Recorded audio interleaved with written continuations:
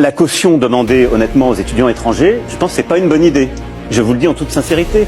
4 840 000 francs, c'est la caution exigée à tout étudiant étranger pour prétendre étudier en France. De l'argent bloqué, sans pouvoir y toucher, et rendu à la fin des études, si et seulement si on a le diplôme. Sinon, cette caution de 4 840 000 francs est perdue. Eh bien, moi, je vais vous dire ma façon de penser.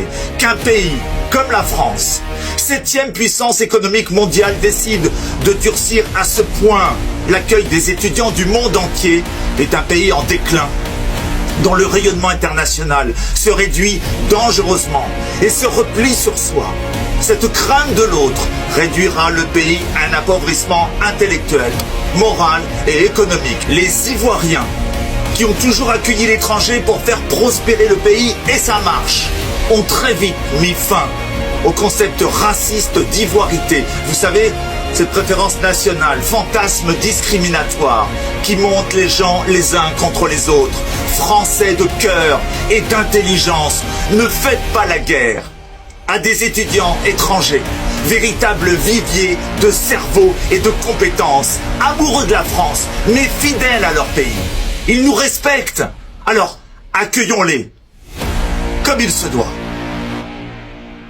Tu ne dois jamais abandonner un rêve juste à cause du temps qu'il faudra pour l'accomplir. Le temps passera de toute façon. Une rivière traverse la roche, non pas à cause de sa puissance, mais à cause de sa persistance. Alors sois comme une rivière devant les difficultés de la vie. Continue d'avancer peu importe ce qui arrive. Ne t'occupe pas de ce que les autres pensent. Fais toujours ce que tu dois faire pour toi, avant tout. Si les gens ne rirent pas de vos objectifs, alors vous devez savoir que vos objectifs sont trop petits.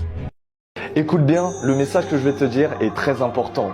Tu n'es pas défini par ce que tu sais, mais tu es défini par ce que tu fais. Parce qu'aujourd'hui, il y a plein de personnes qui se croient secrètement supérieures au reste du monde, simplement parce qu'elles possèdent des connaissances que peu de personnes ont.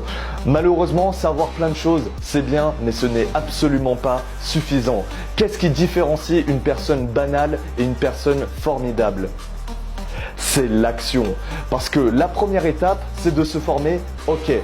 Mais il ne faut pas oublier la deuxième étape qui est de se transformer. Donc à partir de maintenant, ose agir, car plus tu fais, plus tu es, plus tu as. 2023, c'est fini. Et 2024 prend place.